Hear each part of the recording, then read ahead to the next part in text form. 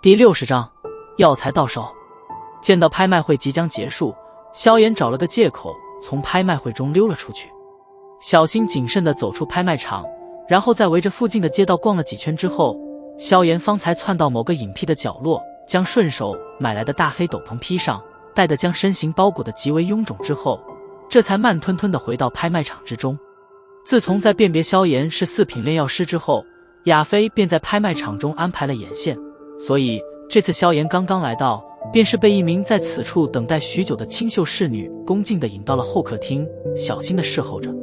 沉默不语地坐在椅上，萧炎端起桌上的茶杯，浅浅地抿了一口，斜瞥了一眼身旁那有些显得怯怯的少女，微微点头，嘴巴未动，苍老的声音却是淡淡地传出：拍卖会还有多久结束？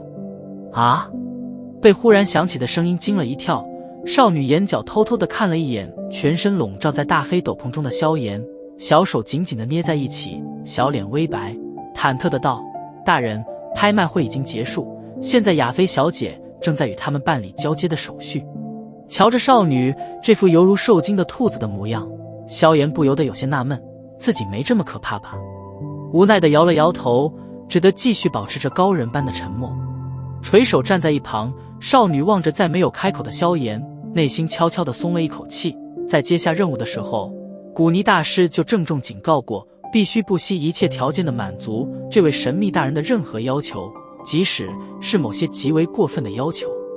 在拍卖场干了接近1年的少女自然是明白这过分的要求是指什么，所以每次带着萧炎说话，她都会吓得浑身发抖，生怕这位神秘大人会提出那些要求。在少女战战兢兢地等了10多分钟后，那在门外响起的急促脚步声终于是让得她重重地松了一口气。哼，老先生，您来的可真早，雪梨应该没什么招待不妥的地方吧？缓缓行进后客厅，亚飞那水蛇腰摇曳间释放着诱人的风情，凹凸有致的丰满身材让得一些自制力不强的男人几乎有种小腹冒火的冲动。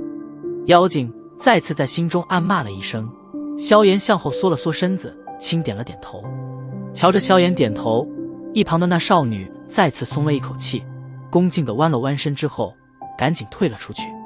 见到萧炎并未有什么不满意的模样，亚飞这才略感放心，对着他微微一笑，笑容间魅惑天成。被这浅笑狠狠地电了一下，对于这头狐狸精，萧炎还真不敢怠慢，斗篷下的手指轻抚了抚古朴的黑色戒指，赶紧将话语权交给了药老。拍卖结束了吗？笑意盈盈地点了点雪白的下巴，亚飞素手一扬，一张淡蓝色的玉卡出现在手中，微笑道：老先生，7瓶筑基灵液，总拍卖价格是28万5千枚金币，扣除税率之后，所余金额全在卡中。伸手接过蓝色玉卡，入手后温凉舒适，显然造价不菲。轻抚了抚玉卡，萧炎点了点头，望着那双犹如少年般白皙有力的手掌，亚飞心头再次涌起一抹古怪的感觉。这价格已经出乎了我的意料，我很满意。苍老的声音让得亚飞俏脸微喜，赶忙丢弃心中的古怪情绪，明眸顾盼间甚是诱人，抿着红润的嘴唇轻笑了笑。亚飞嫣然道：以后老先生若是还需要拍卖丹药，请尽管来米特尔拍卖场，我们一定会为您争取最好的价格。我需要的那些药材你们找到没有？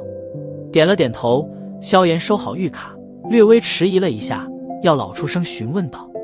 狭长的美眸弯起一个漂亮的弧度，亚飞笑了笑，娇润的轻声让得萧炎心头有些惊喜。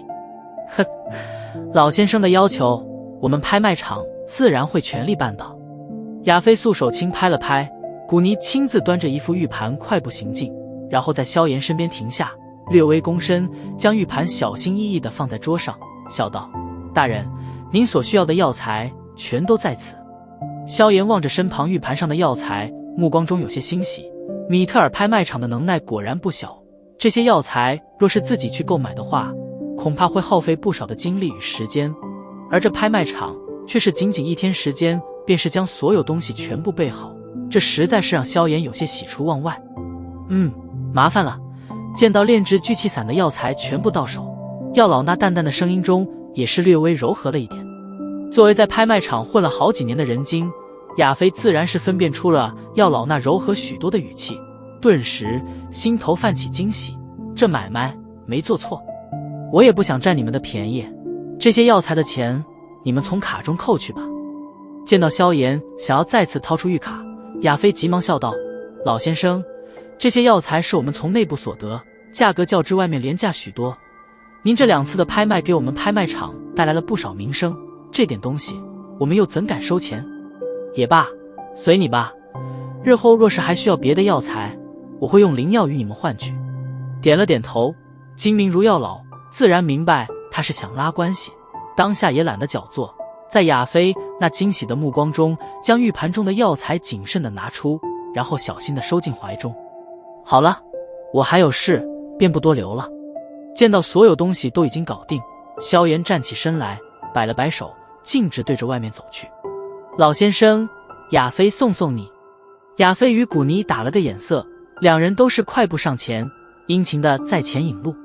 在米特尔拍卖场，这2位管事人一前一后的恭敬引路中，萧炎行出了后客厅，刚刚出门，抬起头，脚步却是一缓。刚出后客厅的门，对面的拍卖会内3簇人群却也是彼此冷眼对的涌了出来，目光扫过3簇人群，萧炎不由得有些心虚的扯了扯身上那大黑斗篷，他发现中央的一簇人群竟然是刚刚结束拍买的父亲萧战。千万别被认出来了呀！萧炎心中祈祷道。